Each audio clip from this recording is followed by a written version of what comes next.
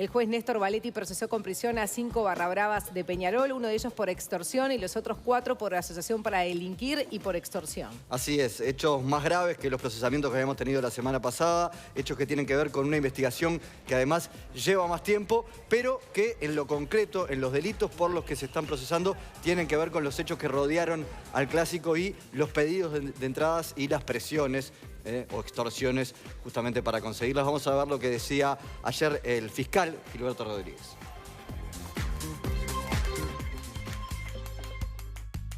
La Fiscalía se propuso determinar a nivel judicial la prueba reunida de que habría una asociación para delinquir de estas 5 personas y eventualmente delitos de extorsión. Eso se empezó a trabajar, se determinó en los hechos y a lo largo de la instrucción de que habían cierto relacionamiento entre la directiva del Club Peñarol y estas barras, estos integrantes de la hinchada, que con el correr del tiempo, incluso desde hace algún tiempo atrás, por lo menos 2 años aproximadamente, motivó el alejamiento de algunos de sus principales referentes, habían empezado a tener ciertos cambios de códigos o comportamientos, incluso por problemas internos, que determinaron de alguna manera ese cambio de vinculación que tenía la directiva o el club contra estas barras, que perseguía en principio como finalidad obtener el control de la hinchada para llevar en definitiva a cabo un encuentro deportivo en paz y bajo estricto orden.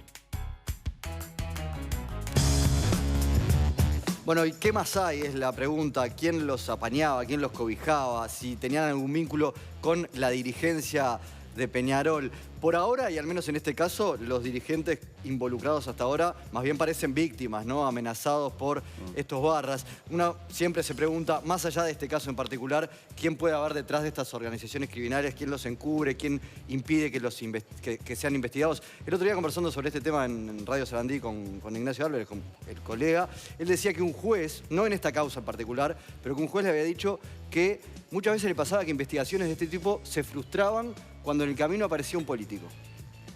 Así, lisa y llanamente. No quiso decir quién era el juez porque se le dijo en una conversación privada, pero lisa y llanamente que esos son los obstáculos que a veces tiene. Bien, en un ratito la vamos a estar hablando con el juez de la causa, con Néstor Valetti, se lo puedes preguntar, Juan Miguel. Exactamente, pero respecto a este caso particular y el posible vínculo de Barra Bravas con los hinchas, fue consultado ayer también el fiscal Gilberto Rodríguez. Eso era parte de un acuerdo que desde el punto de vista penal es lícito, que es tratar de buscar un acuerdo con hinchas para lograr un objetivo final, que es establecer la finalidad. Lo que no hay o no se ha visualizado hasta ahora es que haya desde la directiva o desde otros o desde la Comisión de Seguridad u otras personas ajenas algún acto de contribución para tratar de que estos hinchas generaran actos violentos, que es lo que puede determinar los actos delictivos. Un acuerdo lícito devino ilícito, o sea, penalmente relevante, una vez que se cortaron los beneficios, y eso sucedió en todos estos hechos. Bien, fue a partir también de 2016 que asumió la nueva directiva la Comisión de Seguridad de Peñarol y ahí empezaron los cambios también. Efectivamente. De no dar plata, no dar entradas. Se cortó y se cortó fuerte para el Clásico, ¿no? Hasta ahí todavía algunos cedían y por eso no había detonado la situación, pero se estaba apretando. Y a eso se refiere el fiscal también cuando dice un acuerdo lícito se puede volver ilícito, porque la entrega de entradas en realidad ya lo hemos manejado. Si bien estaba acordado con el Ministerio que no se hiciera, no es ilegal. En principio, de por sí, se puede regalar entradas para un espectáculo privado. Exactamente. Más ahora, si estás amenazado, ¿no? Después, si se sabe a quién se está entregando las entradas, si se sabe las actividades que realiza esa gente, si se está incluso aprovechando la circunstancia para provocar que esta gente genere algún desmán, bueno, ahí puede haber otro tipo de responsabilidad y eso se va a investigar. Y entre otras cosas, las pruebas con las que cuenta la justicia son de horas y horas de escuchas entre estos barras. Algunas de ellas se dieron a conocer y vamos a ver justamente, o a escuchar, mejor dicho, qué es lo que para el fiscal evidencia que detrás de esto había premeditación. Te mando a comprar la moto, te mando a comprar las cosas, te tengo todas las posibilidades para que estés bien acá. Claro, lo que pasa es que si vos sabes, vos me conocés, lo que pasa es que hace 5 partidos y que no agarró un sope, hermano. Y todo, la plata que tenía ahí se gastó todo, sacaste. Claro, y después vemos ahí, no quería las cosas, pasamos un coso con la aquella, y tiramos guau. Al Palacio, No, estos son tremendos cobardes. Esto ya ahora, lo que pasa es que ahí hay que ir ahora a la puerta de cada uno de Sacani y comisión de, bueno, paso en comisión de seguridad, fulano, mengano y sultano, está, vamos a estar a la casita ahí, dirección pim pum pam. No deciden nada. Acá, pasá, después al otro día damos una imprenta, hacemos fotocopia y le ponemos pima y pipa y se la tiramos todas frente del palacio acá. Pero ya se tocan estos conchas sumales, mini hijos de puta, que están ahí que tienen un frío bárbaro acá. Claro, eso también, claro. ¿Entendés? Está loco, Tendría que aparte venir con subtítulos con un explicativo de qué quiere decir, ¿no? Porque es como alemán lo que están diciendo. Código, sí, es difícil La comprender. jerga. Yo no entendí nada. Sí, bueno, estas escuchas telefónicas y también policías infiltrados es lo que permitieron que esta investigación tuviera sus frutos, que antes era lo que no se llegaba. Según el subsecretario del Interior, Jorge Vázquez, dice que el objetivo era entrar, hacer lío, herir a un trabajador, suspender el partido y enseguida empezar a filtrar esa foto del hincha fallecido, que en realidad había sido un día antes en Maldonado por otra situación, pero diciendo esto pasó en el estadio y fue la policía. Y ahí empezar a generar más disturbios de los que ya habían en ese momento. Pero bueno, también quedaron una cantidad de cabecillas que no pudieron ingresar al estadio y eso ahí les complicó más aún la situación. Y vamos a estar hablando de todos estos días, la investigación, del fallo. Y estamos en contacto telefónico con el juez penal Néstor Valetti. Valetti, gracias por atendernos. Buenos días. Buenos días. Bueno, ¿puede haber más procesados por esta investigación después de estos 5 que conocimos? No se descarta que pueda haber más procesados. En principio se procesaron a todos los que de las escuchas aparecían como principales involucrados, digamos. Bien, porque a simple vista uno cuando lee todo dice, bueno, esto era una organización bastante grande. Había 2 que ya estaban adentro, o sea, que estaban en prisión, que se comunicaban por WhatsApp y hasta le mandaban fotos de la tribuna Amsterdam diciendo quiénes eran los que estaban en competencia vendiendo droga. O sea, había una comunicación. Evidentemente puede haber más gente o también que se reorganice, porque esos roles los pueden ocupar otros. Sí, esto es una organización de crimen organizado. Claro. Más allá de que estuviera abocada al deporte, ¿verdad? Que se haya enquistado en una institución deportiva, como Peñarol. Pero, bueno, el tema, el accionar de ellos es el mismo con el que actúan los grupos dedicados al narcotráfico. Y obviamente que se trataba de una organización que se comandaba desde la cárcel. Bien, ¿esos 2 que estaban en la cárcel, en prisión, estaban por el delito de narcotráfico? Entre otros antecedentes tenían, pero ahora estaban por homicidio. Inclusive el principal de ellos estaba por homicidio de un referente también de la barra brava de Peñarol. Sí. Ahora, Valetti, en el caso de los que estaban en prisión, ¿cuál era el provecho que buscaban con estas extorsiones, con estas amenazas que hacían a dirigentes, a jugadores también, no? Bueno, de los beneficios que obtenían los referentes de la barra brava, le pasaban una parte a ellos. O sea que ellos, estando en prisión, seguían recibiendo beneficios económicos por la supuesta, entre comillas, colaboración hacia la seguridad que podían brindar los llamados referentes. Claro, y ahí hablamos de plata, porque no hablamos de entradas. Ahí hablamos de todo un poco, o sea, hablamos obviamente de entrada, que eso se traduce en poder, en dinero. Hablamos de dinero para fuegos artificiales, de beneficios cada vez que Peñarol salía del país. Es decir, en definitiva, le daba una relevancia mayor a lo que se podía obtener en el estadio mismo, sino que esto le daba un destaque, una importancia en los territorios, en los barrios, sobre todo en determinados lugares que son potenciales, digamos. Lograban tener un posicionamiento mayor frente al resto de la población para obtener una mayor jerarquía dentro del crimen organizado. ¿Y cuál era el vínculo con el club? Porque si hablamos de beneficios, porque si hablamos de dinero que se pagaba por la seguridad, ahí aparece el club involucrado. Bueno, usted sabe que esto viene ya de unas cuantas décadas, o sea, el tema de las barras bravas. Quizás se haya acentuado cuando se decidió, allá por los fines de los años 80, dividir las tribunas, o sea, separar las hinchadas de Peñarol y Nacional, porque antes todos compartían la tribuna Ámsterdam. Sí. Ahí se acentúa y van ganando más terreno los barra bravas. Ajá. Pero ¿cuál es la responsabilidad del club, de los actuales dirigentes, o es que cayeron víctimas de una situación que se arrastraba y las presiones, las amenazas los obligaban a actuar así? ¿No hubo ningún nivel de complicidad o de responsabilidad en estar dando dinero, entradas a este tipo de hinchas, de barras? Bueno, desde el punto de vista penal, actualmente no está legislado ningún tipo penal que consagre un delito para los dirigentes que den entradas. Es decir, eso se está estudiando a nivel de parlamento, en otros países existe, pero acá en Uruguay no es delito eso. ¿Pero no se puede entender que estaban financiando actividades ilegales?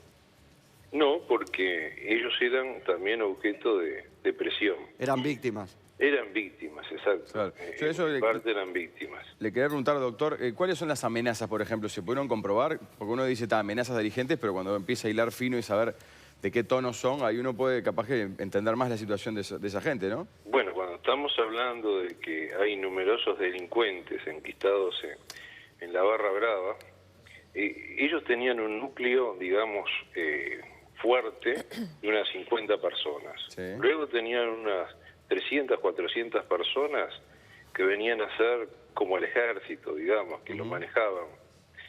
Y una periferia de unas 2.000 personas, más o menos, que integrado mayormente por adolescentes. Ajá. ¿Estos 5 son...? ¿Estos 5? ¿No hay otros referentes, otros...? No, obviamente que tiene que haber otros. Ajá. Esta es una investigación que comenzó el 1 de octubre, a raíz de los festejos de Peñarol por el aniversario. Todo es bien conocido, los incidentes que hubo tanto en Montevideo como en Santa Lucía. Entonces ahí fue que se decidió hacer una investigación que en un principio abarcaba las dos barras bravas, tanto la de Peñarol como la de Nacional. Luego lo de Nacional se fue focalizando más bien en el juzgado de Canelones, ¿verdad? Sí. Con el doctor Sobot. Y acá empezaron las intervenciones telefónicas y debido al proceso de violencia interna dentro de la barra brava de Peñarol, es que se focalizó la investigación a esa hinchada. Claro. Completamente. Doctor, ¿qué pasa con los que fueron liberados? Porque fueron interrogados más, ¿no? Estamos hablando de eran 10 aproximadamente. Sí, algunos identificados además como líderes o cabecillas. Ahí Bueno, ¿qué pasó? ahí está. Bueno, algunos de ellos se los tuvo detenidos simplemente para que establecieran determinados hechos concretos. Por ejemplo, ahí a ver qué vinculación tenían y si tenían participación en estos hechos. Ninguno de ellos estaba directamente involucrado por las escuchas. Claro. O sea, algunos lo llevamos porque eran referentes anteriores de la barra brava de Peñarol, y para que nos explicaran un poco todo el proceso, cómo fue. Claro. Tal es el caso del famoso Jorgito. O sea, que fue referente hasta el año 2015. Ahí él decidió apartarse. Si bien mantenía un vínculo directo e inclusive prestaba ayudas económicas a los dos reclusos, pero él de su bolsillo, supuestamente, porque él ya no recibía beneficios del club. Lo tuvo, sí, durante bastante tiempo, esos beneficios. Luego, por episodios de violencia, sobre todo a partir del asesinato de Reni, por parte justamente de uno de los reclusos, Claro. Es que él decide apartarse. Pero no obstante eso, no sé si será por amistad, por coacción o por qué, bueno, decidió igual seguirlos ayudando. Pero quedaron otras personas en lugar de él. Claro. Y otras personas que los manejaban directamente desde la cárcel. Eran ejecutores, ¿no? Aparte de referentes. Claro. Valetti, a veces queda la sensación de que acá se corta el hilo y que nunca se llega más allá, de que esta gente, alguien la apaña, la cobija, que cuando incluso la justicia empieza a investigar, aparece gente poderosa que quiere poner el freno.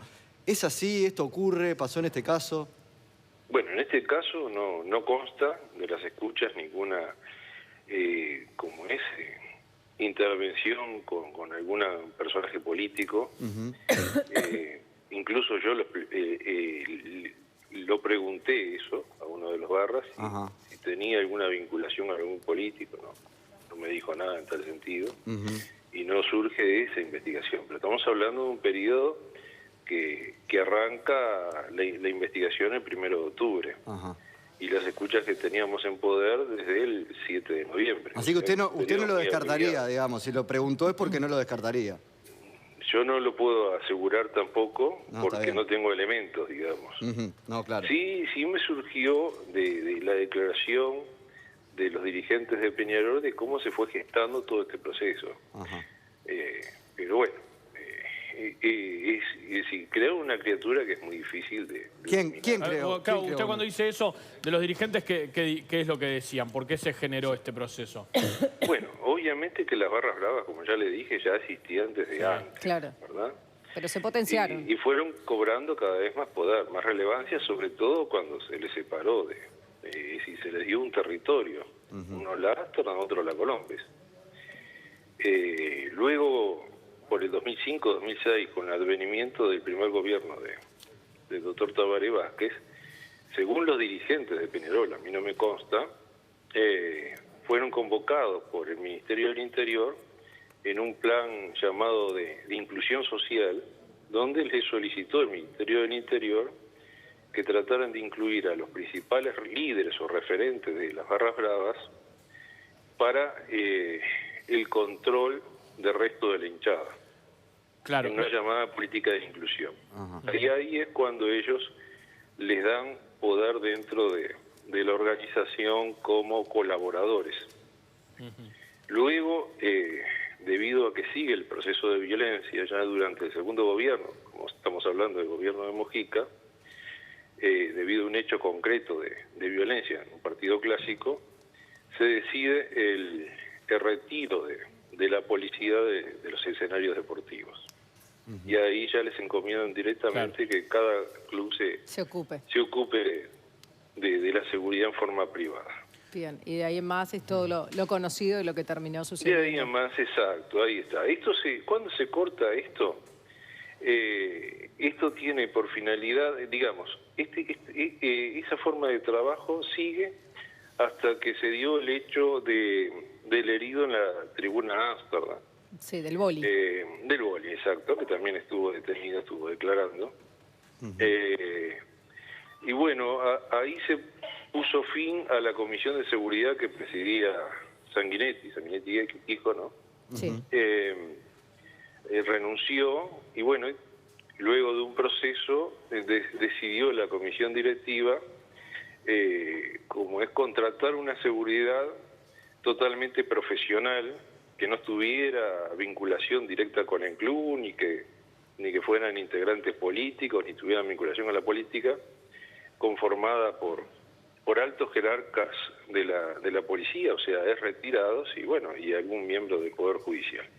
Bien, muy bien. Y ahí es cuando esta nueva comisión, que comienza sus funciones el 14 de noviembre, decide cortar todo tipo de beneficios para los barras bravas. Y allí comenzaron las amenazas. Y ahí es cuando comienza el proceso de amenazas, de presión, de todo tipo de coacción. Lo intentan primero con los integrantes de la Comisión de Seguridad, luego van hacia los dirigentes, luego procuran en cierta forma, en un acto de intimidación, más allá de que los jugadores que declararon no dijeron que fueron amenazados y que fue todo en buenos términos. Si alguien les va en un grupo, unas 30 personas, y colocan un auto en el lugar de ingreso del ómnibus de los jugadores en los aromos, me parece que hay un acto de intimidación. Es decir, si bien conversaron en buenos términos, le pidieron que les consiguieran 400 de entrada, lo cual los jugadores le dijeron que ellos no tenían esa posibilidad. Luego le pidieron que compraran fuegos artificiales, a lo cual tampoco accedieron los jugadores. Y bueno, y ante esa situación y que vieron que la cosa había cambiado con la nueva Comisión de Seguridad, es que deciden atentar, y ahí hay un audio que ustedes creo que lo pasaron, desde la cárcel, donde se está dando la orden de atentar, de ir a los domicilios de los integrantes de la Comisión de Seguridad y atentar contra la integridad física de los mismos. Sí.